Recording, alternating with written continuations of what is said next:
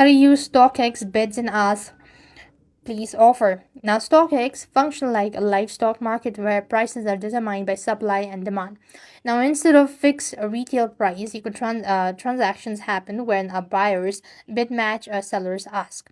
What you need is you just want to open the StockX app. This is a minimum or a maximum amount. Bid means to buyer's offer. So this is the maximum amount you're willing to pay for an item in a specific size. It signals your intent to buy and remain live until a seller accepts it or it expires.